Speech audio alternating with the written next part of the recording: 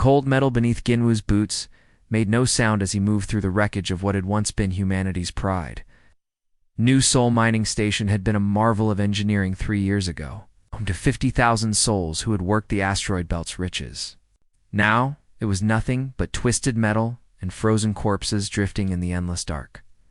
Commander, Jinwoo Park pulled his stealth suit tighter around his body, the advanced fabric bending light around him like water. The technology had been human, once, but now it was something more. 3 years of studying alien wreckage had taught humanity's survivors new tricks. They had learned to hide in ways their enemies never expected, through his helmet's display. Jinwoo watched the massive shape of a Caltharian destroyer drift past, its crystalline hull gleaming in the distant starlight. In its own terrible way, like a piece of living glass carved into the shape of death, its sensors swept the debris field lazily, looking for salvage worth taking or survivors worth killing. The aliens inside that ship believed they were alone. They had no idea that human eyes were watching every move they made, counting their weapons, timing their patrol routes, learning their weaknesses. Jinwoo had been following this particular ship for 6 days now, and he knew its patterns better than its own crew. His comm unit buzzed softly in his ear, the sound barely a whisper. "Ghost 7, this is base. Report status." Ginwoo smiled at the call sign. The Caltharians had started calling human survivors ghosts after the first few rescue missions. They meant it as an insult, but humanity had adopted the name with pride. If they wanted to call the survivors ghosts, then ghosts they would be. "Base, this is Ghost 7. Target is maintaining standard patrol. No change in formation." Ginwoo's voice was barely above a breath, but his suit's systems carried the words. Clearly across space to the hidden base where Captain Somin Lee waited, so Dashmin Lee had been different before the war. Ginwoo remembered her from the academy, always laughing, always making jokes during the long training flights. The war had burned that laughter out of her, leaving behind something harder and colder. She was the voice that guided humanity's remaining children through the darkness between the stars. "Copy that, Ghost 7. We have 17 more survivors from the Kepler operation." Minho's team cracked their shield technology. "We're almost ready to move to the next phase." Ginwoo felt his heart beat faster at the news. 17 more lives saved from the Caltharian work camps. 17 more humans who would see Earth again, if their plan worked. The shield technology was even better news. Every piece of alien equipment they captured and studied made humanity stronger. The Caltharian destroyer was moving away now, its patrol taking it toward the outer edge of the debris field. Jinwoo waited until it was just a distant speck of light before activating his suit's small thrusters. He moved like a shadow through the wreckage, heading for the rendezvous point where his extraction team would be waiting as he flew. Ginwoo thought about the message they had received from Earth just before the planet went dark. The last transmission had been from his sister Minyun, who worked in the orbital defense stations. Her voice had been calm, even as the world burned around her. "Tell Mom I love her," she had said. "Tell her we held the line as long as we could." Galaxy had mourned Earth's death for exactly 1 day, and the Caltharian Empire had divided up human space like a prize, selling off colonies and mining rights to the highest bidders. They had called humanity a virus that needed to be removed from the galaxy's body. They had celebrated the Great Purge, iced a cleansing fire that would make space safe for proper civilized species. What they did not know was that Captain Somin Lee had been exploring the dark regions beyond the galactic rim when the killing started. Her small fleet of deep space ships had been too far away to help, too small to matter in the grand scheme of the war. But they had been far enough away to survive. Sometimes survival was enough. Now those survivors lived in the hollowed out hearts of dead asteroids, and bases carved from ice and rock and hidden by technology that made them invisible to alien eyes. They had learned to eat recycled food and breathe recycled air. They had learned to live in the cold and the dark. Most importantly, they had learned to wait. Ginwoo's extraction ship appeared as if from nowhere, its own stealth systems making it nearly impossible to see. He grabbed the extended docking arm and pulled himself inside. There, Sergeant Unesio waited with a warm smile and a cup of real coffee. "How'd it go out there, Commander?" she asked, as they headed back toward the hidden base. Jinwoo looked back at the debris field where a new soul had died, where 50,000 human dreams had been turned to frozen metal and scattered atoms. "We're almost ready," he said. "The ghosts are almost ready to start haunting. Soon the Caltharian Empire would learn that some fires could not be put out. Some species could not be made extinct. And some ghosts were very, very angry." "Admiral." Vexstar stretched his 4 crystalline arms above his head and let out a satisfied rumble. The bridge of his massive warship Worldbreaker was quiet, filled only with the soft hum of engines and the gentle beeping of sensors. Through the main viewing window, he could see the scattered remains of what had once been humanity's greatest achievement in space. The trade route between Earth and Alpha Centauri had been like a busy highway 3 years ago. Hundreds of ships had traveled this path every day, carrying goods and people between the 2 most important human worlds. Now it was nothing but floating junk and empty space. Vexstar found it peaceful. "Sir," his aide Lieutenant Keshra said, her voice like wind, chimes in a gentle breeze. "The mining reports show excellent profits this month. The human colonies had very good equipment." "Of course they did," Vexstar replied, his crystalline face catching the light from nearby stars. "Humans were good at building things. Oh. Too bad. They were not good at staying alive." Admiral had no idea that human eyes were watching him at that very moment. Hidden in the twisted metal of a destroyed space station, Sergeant Dongmin Kim lay perfectly still. His special suit made him invisible to alien sensors. And he had been in the same position for over 6 hours. Dong-Min was not comfortable, but comfort was not important. What mattered was the small device in his hands that was recording everything. The Caltharian ship did. How many weapons it had, how fast it moved, where its weak spots might be. His team had been following this ship for 3 weeks, learning its secrets. The big alien warship moved slowly through the debris field like a lazy shark. Its crew felt safe here in what they thought was empty space. They had no idea that ghosts were real, and that some ghosts were very good at taking notes. 200 miles away, Lieutenant Yu-Jin Choi was having a much more active day. Her strike team had just appeared inside a Caltharian supply ship like magic. At one moment, the cargo hold had been empty, except for boxes of valuable quantum cores. The next moment, 5 humans in black suits were moving through the shadows. Yu-Jin's team worked with perfect silence. They had practiced this operation dozens of times in their hidden base. Each person knew exactly what to do and when to do it. The alien guards never knew what hit them. "Sleep tight," Yu-Jin whispered as she stepped over an unconscious Caltharian soldier. The stun weapons her team used left no permanent damage. But the aliens would wake up with terrible headaches and no memory of what had happened. The quantum cores were worth more than gold. Each one could power a small city for a year, and the Caltharians were shipping them by the hundreds to build new weapons. Now those cores would power human bases instead. Yu-Jin smiled as her team loaded the stolen technology into their own ship before they left. Yu-Jin pulled out a small metal disc. On one side was Earth's flag, blue and green and white like the planet that had been humanity's home. On the other side were words in the human language. "We remember." She pressed the disc against the metal wall of the cargo hold and activated it. The device burned the image deep into the alien metal, leaving a mark that could never be erased. Let the Caltharians try to explain that to their bosses. Phase 2. Complete. Yu-Jin reported into her cum as her team vanished back into space. Package delivered. Gift left behind. The same scene was playing out across what had once been human space. Strike teams appeared and disappeared like ghosts. Supply convoys found their cargo holds empty. Mining operations discovered their equipment broken and their workers sleeping. Patrol ships sent out distress calls that cut off in the middle. Every attack left behind the same calling card. Small metal disc with Earth's flag burned into alien metal. The message was always the same. We remember.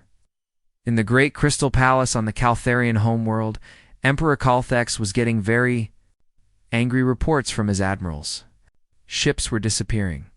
Valuable cargo was being stolen. Soldiers were being found unconscious with no memory of their attackers. Possible, the Emperor said, his voice like breaking glass. The humans are extinct. We made sure of that. In the dark corners of the palace, servants whispered to each other when they thought no one was listening. Some of them had heard stories from the outer worlds, stories of shadows that moved in empty space, stories of ghosts that stole from the living.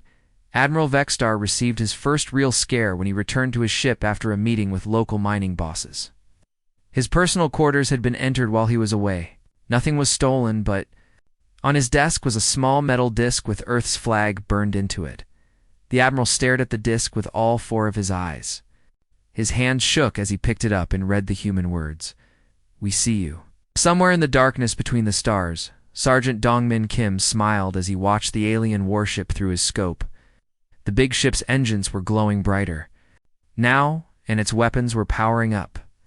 The Admiral was scared, and scared enemies made mistakes. Soon, those mistakes would cost them everything. Dr. Quelmos loved numbers. The amphibious scientist from the Aquarian Federation spent his days swimming through oceans of data, looking for patterns that others might miss. His large eyes, designed for seeing in the deep waters of his home world, were perfect for spotting details in the dark corners of galactic records. For months, something had been bothering him about the human extinction reports. The numbers did not add up correctly. The Caltharian Empire claimed they had destroyed every human world and killed every human in the galaxy, but when Quelmos looked at the actual evidence, he found problems. Colony ships that were listed as destroyed had debris patterns that looked more like controlled evacuations. Mining stations marked as eliminated still showed power signatures from orbital scans. Most strange of all, several human worlds showed signs of recent activity despite being officially dead for 3 years. Quelmos had tried to bring his concerns to the Galactic Council before, but no one wanted to listen. The war was over, the humans were gone, and everyone was happy to move on. But today was different. Today he had enough evidence to demand attention. The Great Council chamber was filled with representatives from dozens of species. At the center sat Speaker Thanadar, powerful Caltharian noble, whose crystalline body sparkled under the chamber's lights. He looked bored as Quelmos approached the speaking platform. "Honored Speaker," Quelmos began, his voice carrying.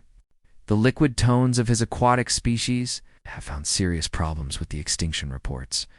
The mathematics do not support total human elimination. I believe significant populations may have survived." A ripple of uncomfortable murmurs went through the chamber. Several alien diplomats shifted in their seats. The idea that humans might still be alive was not something most of them wanted to consider. Speaker Thanadar waved one of his 4 crystalline hands dismissively. "The good doctor sees patterns in chaos," he said, his voice like breaking glass. "Humans are extinct. Made certain of that. This debate is closed." But far above the capital city, floating in the darkness of space, the debate was about to be reopened in a way that no one could ignore. Major Sung-Ho Lim checked his equipment one final time as his drop pod prepared for atmospheric entry. Around him, 39 other pods held the best soldiers humanity had left. They had trained for this mission for 6 months, studying every detail of the Caltharian capital city. Today was Empire Day, the biggest celebration in Caltharian culture. Millions of aliens would gather in the capital's central plaza to hear speeches about their empire's greatness. It was the perfect time to remind the galaxy that some empires were built on lies. "All teams report ready," Sung-Ho whispered into his come. One by one, his squad leaders confirmed their status. Ghost Team was in position above the Planetary Defense Center. Shadow Team was ready to take the communication arrays. Fire Team would secure the government complex itself. "Remember," Sung-Ho said, "we get in, we deliver the message, we get out. No unnecessary casualties. We are not here to start a war. We are here to end one." The pods began their descent, streaking through the atmosphere like falling stars. 2. The crowds below? It looked like a beautiful meteor shower, a gift from the cosmos to celebrate their empire's glory. They pointed and cheered as the lights grew brighter. Then the first pod hit the ground with a sound like thunder. The celebration turned to chaos as 40 pods crashed into the plaza. The government district and the military bases around the city. Hatches opened with explosive bolts, and figures in black armor emerged like nightmares made real. The Caltharian guards had not fought a real battle in years. They were used to dealing with protesters and petty criminals, not with elite. Human soldiers who moved like ghosts and struck like lightning. Within minutes, every major communication center in the capital was under human control. Speaker Thanadar was in the middle of his speech about Caltharian superiority when every screen in the city suddenly went dark. The crowd murmured in confusion. As the screens flickered back to life, showing an image that made the entire galaxy hold its breath. Captain Soman Lee's face appeared on billions of screens across Caltharian space. Her eyes were hard as steel, but her voice was calm and clear.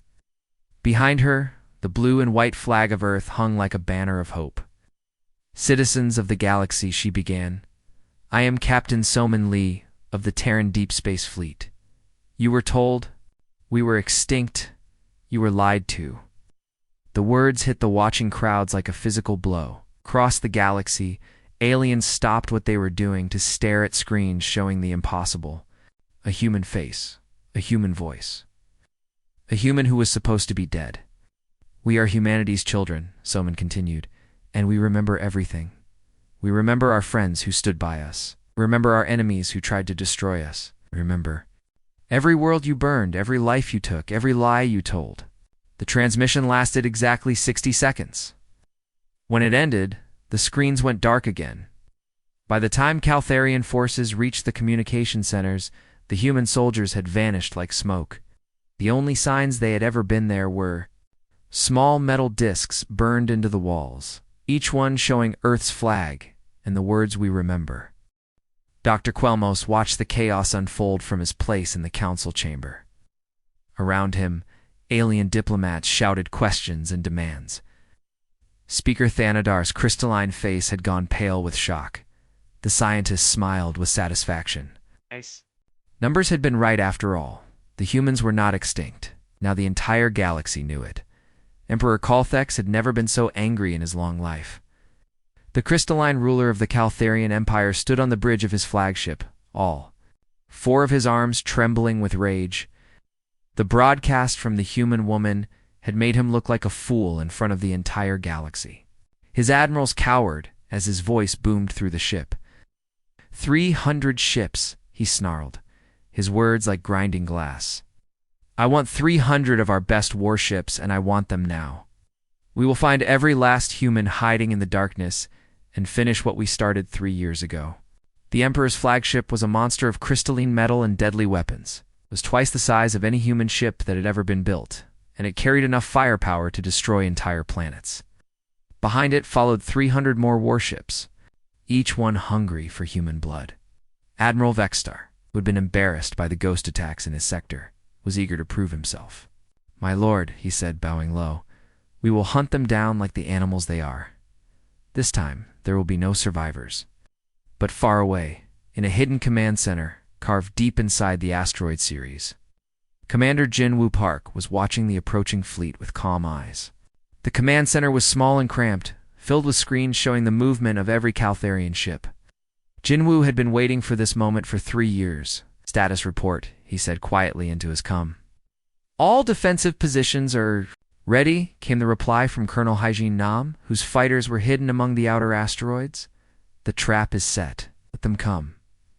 Jinwoo smiled grimly. The Caltharians thought they were hunting frightened survivors. They had no idea they were walking into the most carefully planned ambush in human history. The first Caltharian ships reached Jupiter's orbit moving fast and confident. Their sensors showed nothing but empty space and floating rocks. Emperor? Calthex stood on his bridge, already planning his victory speech. Advanced scouts report no human activity, Admiral Vextar announced. They must be hiding deeper in the system. That was when the first trap activated. What the Caltharians thought was empty space. Suddenly erupted in brilliant flashes of light.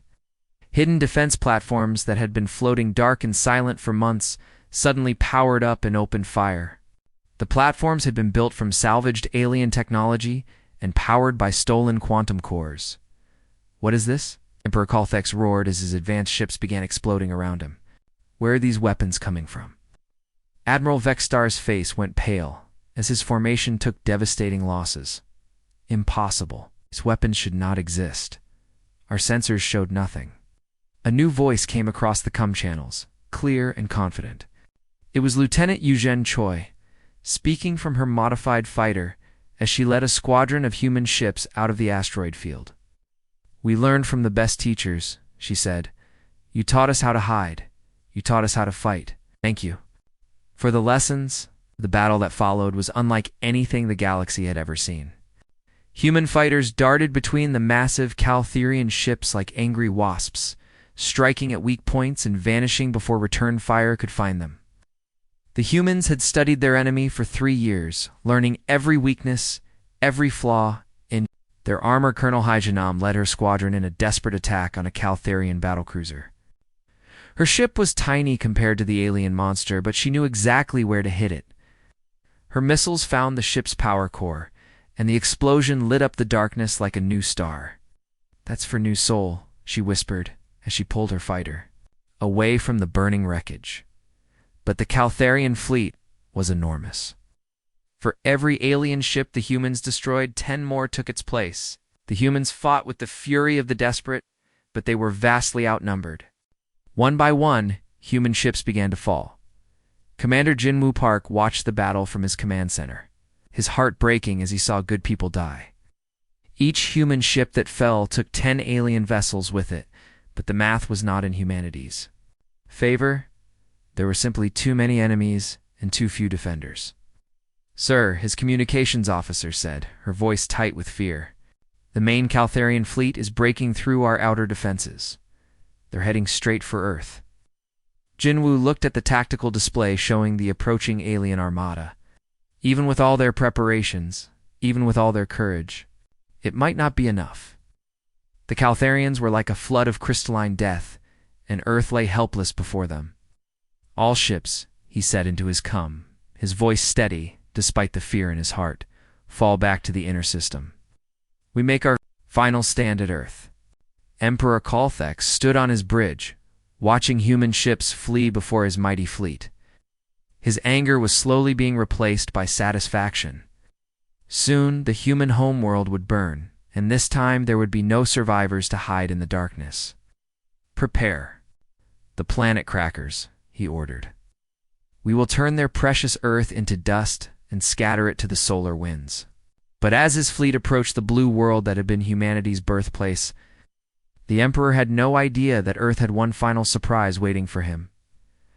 Earth hung in the darkness like a perfect blue marble, silent and still as Emperor Colthex fleet approached. The crystalline ruler stood on the bridge of his massive flagship, all 4 of his arms spread wide as he savored the moment he had been waiting for. Around him, his surviving admirals watched with hungry eyes as their target grew larger on the main screen. At last, the Emperor rumbled, his voice like grinding stone. "The human homeworld will burn today. Its infection will be truly cleansed from the galaxy. Prepare the planet crackers. I want nothing left but dust." The Caltherian fleet had taken heavy losses during the running battle through the solar system, but they still had more than enough ships to destroy one small planet. Their weapons were already charging, ready to crack Earth's surface and boil its oceans into steam. The Emperor could almost taste his victory, but on Earth's hidden orbital command station, Captain Somin Lee was waiting with her fingers poised over controls that the Caltherians could never have imagined. The command center was buried deep inside what looked like a dead asteroid, invisible to alien sensors. Around her, human technicians watched their screens with steady hands and calm hearts. "All stations," Somin said, her voice carrying to every hidden base on Earth and throughout the solar system. "This is Terra Command. Execute Protocol Phoenix." What happened next would be remembered as long as humans traveled among the stars. The planet that the galaxy had mourned as dead suddenly blazed with life. Across every continent, massive generators that had been hidden underground for 3 years began powering up. The energy they produced flowed through cables buried deep beneath mountains and ocean floors, feeding power to weapons that had been built in absolute secrecy. The sky above Earth lit up like a festival of lights as hundreds of defense platforms revealed themselves. They had been floating in orbit disguised as space junk and dead satellites, waiting for this moment. Now, they showed their true nature. Bristling with weapons built from salvaged alien technology and human ingenuity, Emperor Colthex stared in shock as Earth transformed before his eyes. "Impossible," he whispered. "The planet was dead. We confirmed it ourselves, but Earth had never been dead. While the galaxy had divided up human space and celebrated the Great Purge, Earth's children had been working in secret. They had turned their homeworld into the greatest fortress the galaxy had ever seen. From hidden bases across the system, waves of human fighters began launching. They came from inside asteroids, from beneath the ice of distant moons, from camouflage stations that had been invisible for years. At their head flew Major Sung Ho Lim and his modified interceptor, leading humanity's children into Battle 1. Final time. "This is Ghost Leader to all units," Song Ho called over the comm. "Today we fight for every human who ever lived. Today we show the galaxy that Earth remembers her children." The human fighters were outnumbered 10-1, but they flew with a desperation and courage that made them seem like forces of nature. They had spent 3 years preparing for this battle, studying every weakness in Caltharian ship design, practicing every maneuver until they could fly them in their sleep. But humanity did not fight. Lone Dr. Quelmos had spent the weeks after. The great broadcast traveling between worlds, showing his evidence to anyone who would listen. The amphibious scientist had convinced many species that the Caltharian Empire had lied about the human extinction. More importantly, he had convinced them that if the Empire could lie about humans, they could lie about anything. The Aquarian Federation was the first to act. Their sleek ships dropped out of hyperspace just as the battle began, their weapons already charged and ready. Behind them came the merchant fleets of the Centauri Trade Alliance, their cargo ships converted into makeshift warships. The Free Worlds Coalition sent their fastest fighters, while even some rebel factions within the Caltharian Empire itself turned their guns on their former masters. "This is Admiral Keflos of the Aquarian Federation," came a liquid voiceover. The comm channels, "We stand with humanity. We stand for truth." Emperor Colthex watched his perfect victory crumble as ships from dozens of species began joining the battle against him. His own people, Caltharians, who had grown sick of their empire's lies and cruelty, were firing on his fleet. The galaxy had turned against him. "Traitors," he screamed, his crystalline body flashing with rage. "I will destroy you all." But the tide of battle had turned. Human fighters, supported by their new allies, began cutting through the Caltharian fleet like a sword through paper. Ships that had seemed invincible began exploding one by one. Major Sung Ho Lim led a desperate attack on the Emperor's flagship. Itself, his fighter was tiny compared to the massive crystalline ship, but he had studied its design for months. He knew exactly where its weak points were hidden. "This is for my sister," he whispered as his missiles found their target. "This is for every human who never made it home." The Emperor's flagship began to break apart, its crystalline hull cracking like glass. Emperor Colthex had just enough time to realize that his perfect empire was ending before his ship exploded. In a brilliant flash of light, as the wreckage of the Caltharian fleet drifted in Earth's orbit, Captain Soman Lee activated the planetary communication system one final time. Her face appeared on screens across the galaxy, but now she was smiling. "This is Captain Soman Lee," she said. "We are not extinct. We are not conquered. We are human, and we never forget our friends or forgive our enemies. Welcome to the new galaxy."